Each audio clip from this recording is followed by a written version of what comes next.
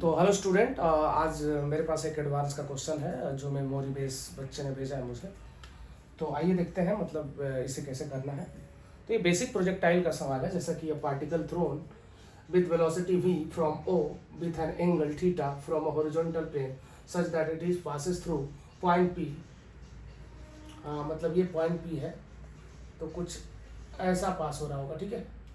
Probably हो सकता है कि मैक्सिमम वेलोसिटी इसके पहले आई हो या बाद आई हो, वो हमें नहीं पता अभी। Point P at height 1 metre, यहाँ से हाइट 1 मीटर है from ground and 5 metre of horizontal distance, यहाँ से यहाँ तक 5 मीटर है एट सोन, ठीक है। अब थीटा दिया है पर्टिकुलर, वेलोसिटी पूछा है कि इतना होगा, ऐसा होगा क्या, ऐसा बोल रहा है। अगर थीटा 45 डिग्री होगा तो इतना होगा, थीटा 45 होगा तो particle at an H max पहले आएगा इस पॉइंट के।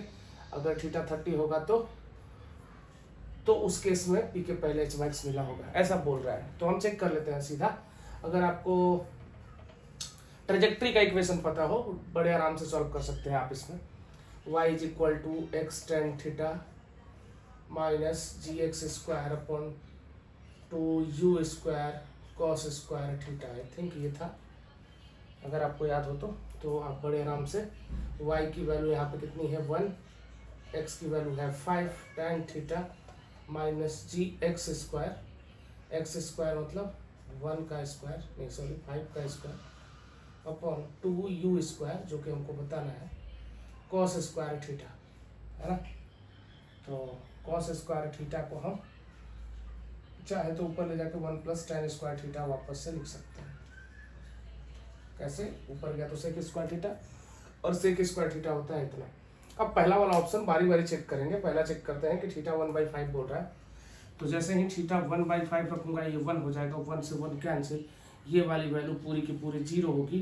तो 0 होने का मतलब है ये 1/u स्क्वायर की वैल्यू 0 होना, मतलब u की वैल्यू इन्फिनिटी होना, डायरेक्ट ये नहीं होगा। तो दूसरा चेक करके देखते हैं सीधा, ये वाला। तो जैसे ही मैं रखूंगा 5 इंटू टेन थीटा 1/5, सॉरी 45 है 1, पहला वाला गलती से डाल दिया मैंने जी, और टेन थीटा की जगह पर फिर से 1 होगा 2u स्क्वायर यानी v स्क्वायर, और 1 प्लस 1 यहाँ हो जाएगा क्योंकि 45 1 है, 1 का स्क्वायर भी 1 ही होगा, तो यहाँ 2 से 2 कैंसिल हो गया। यहाँ पे आप देख सकते हैं कि 1 को इधर लाओ, इसको इधर ले जाओ, तो G by V square is equal to 5 minus 1 that is 4। यहाँ से आप बड़े आराम से लिख सकते हैं क्या, G by 4 is equal to V square, है ना। तो क्या लिख दो फिर, एक काम करो, इसमें 10 से मल्टीप्लाई करो और 10 से डिवाइड करो, तो आप देख पा रहे हो कि 2 गुना 4 2 5 1 10, है ना। ये हुआ, मैंने क्या किया, 10 से मल्टीप्लाई और 10 से डिवाइड किया, सब कुछ सही है, देख लो।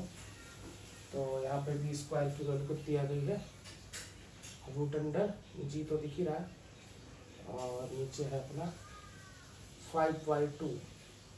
आई थिंक ये जी कहाँ गया, देखो मिस्टेक तो नहीं हुआ है, जी एक्स स्क्वायर, एक्स की जगह पे हमने क्या रखा था, अपना 5 रखा था, 5 का स्क्वायर 25, यहाँ गड़बड़ हुआ है, यहाँ पे 25 भी है, तो ये देखो ये मिस्टेक हुआ था, तो ये 1 था, ये 5 है, minus g into 25 upon v square.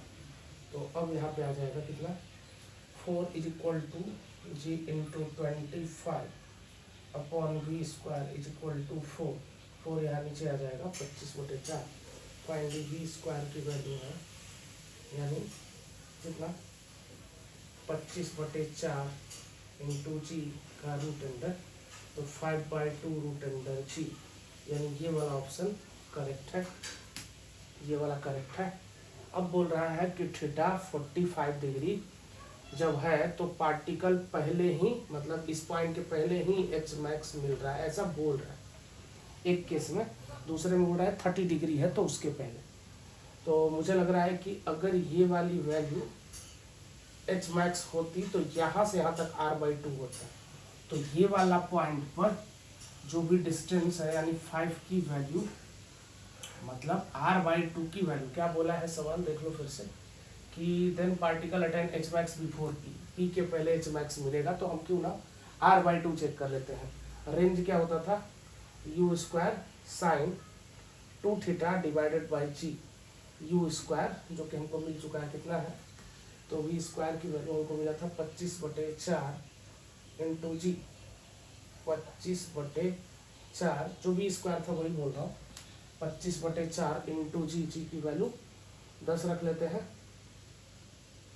और साइन 2 थीटा यानी 45 इंटू 2 90 यानी 1, जी का वैल्यू फिर से 10 से 10 कैंसिल, 25/4, 4 छक्का 24, 4 छक्का 24, कितना बचा, 1 बचा, 4 गुना के 8